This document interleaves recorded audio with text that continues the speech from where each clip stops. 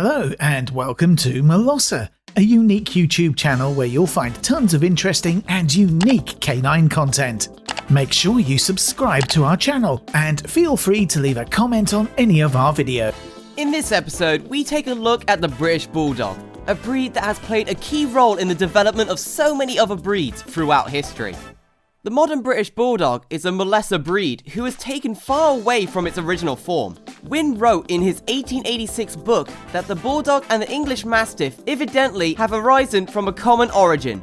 Hugh DeZiel wrote in 1889 that the Mastiff and the Bulldog have the same origin, and tells us that the reason to his beliefs is the characteristics they still have in common, despite of so many years they have been bred in different directions.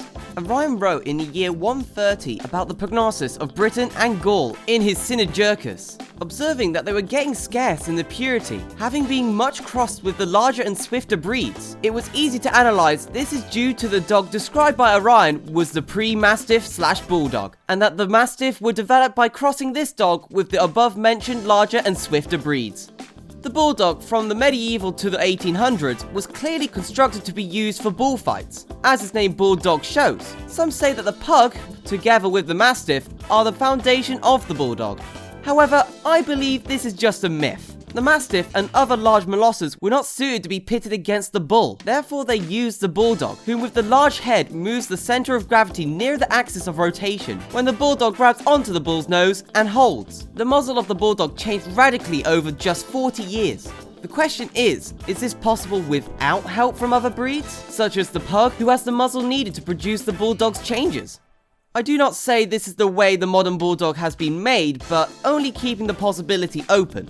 Some believe the Bulldog has never been a bigger dog, and that the size of the Bulldog today is the size they always have been. All old illustrations and descriptions prove that they are all wrong. Even today, there is born throwbacks of the Bulldog with a long muzzle and long legs, which indicate how the breed looked like before the modern type were bred.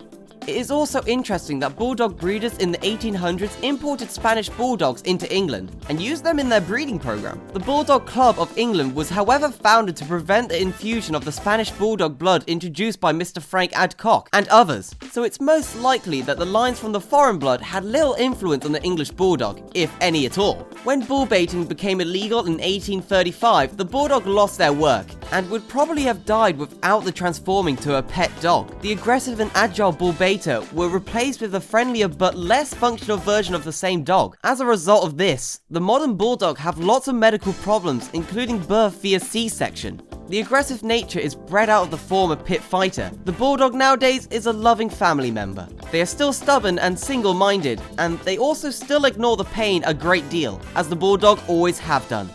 If you enjoyed this video, please leave a like and subscribe to our channel.